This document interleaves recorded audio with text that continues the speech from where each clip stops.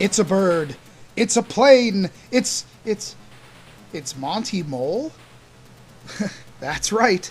It's Impossamole, a character who originated on computer systems, then made its way to the TurboGrafx.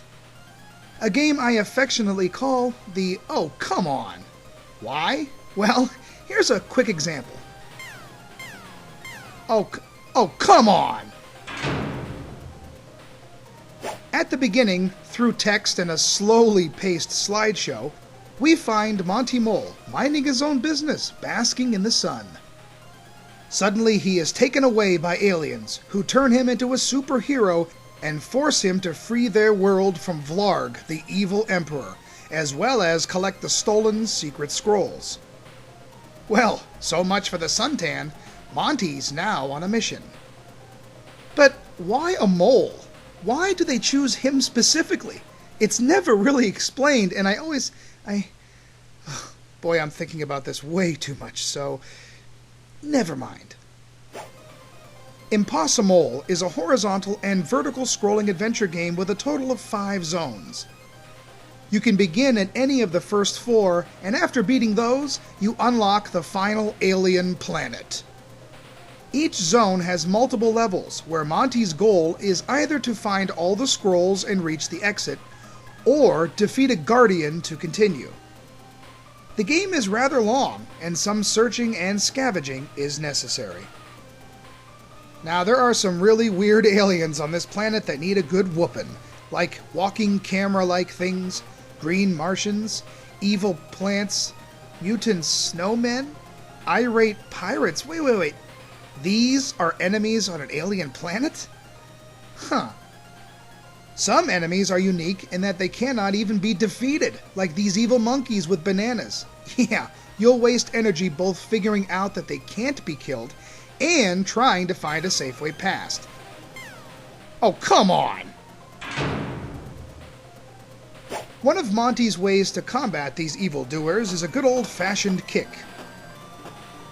It's odd, though, because when you kick an enemy, they become crushed into a small block, which can then be tossed back at other enemies. Monty can also collect the bubble gun, which fires bubbles, or the hammer gun, which fires bullets that turn into hammers that smash the enemy over the head. What? Oh, come on! The power of Monty's attacks can be increased by upgrading his soup level.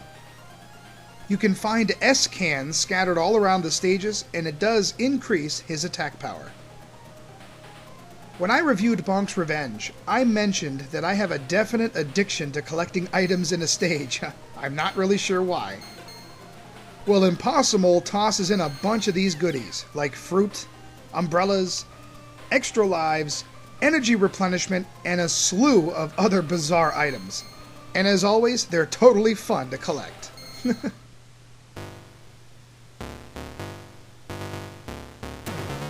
As for how the game looks, well, it's extremely colorful. Yeah, how many times have I said that about a TurboGrafx game, but it's true. The character designs are really strange, but that, in many ways, is the weirdness of the game itself. But there aren't many layers to speak of, and the stages can sometimes appear flat. As for the audio, I don't mind it. Yes, the sound effects are average, and the opening slideshow theme drags on way too long, but the rest of the music is pretty catchy, and I have to admit it was quite stuck in my head after playing. The controls aren't terrible. Monty floats in the air a bit too much for my taste, but you can control him mid-jump, which makes things a little better. He can kick rather quickly, and switching weapons isn't too difficult. Well, the review so far isn't horrible, it's just strange. But what can easily bring a good game down? Major quirks and horrific hit detection. First off, Monty has no control at all when he's hit and very little invincibility time afterwards. He bounces around way too much, and that energy meter depletes quickly. If you mistime a jump over spikes or something, forget it, you're screwed. come on! Secondly, the hit detection.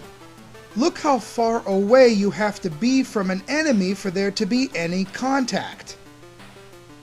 And watch this. Yeah. Did anyone test this thing before release? Finally, some walls and blocks can hurt you, so it's often trial and error. Taking your time helps, but success is not always guaranteed.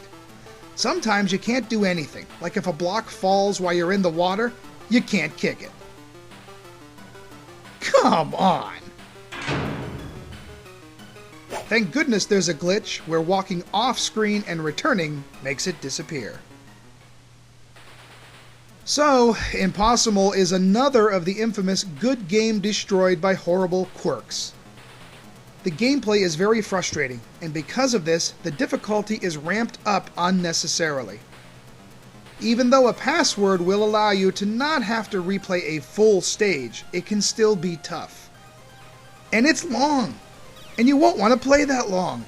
And it's a true shame, because I kinda like Impossamole. I just really don't have very much fun playing it. Oh, come on!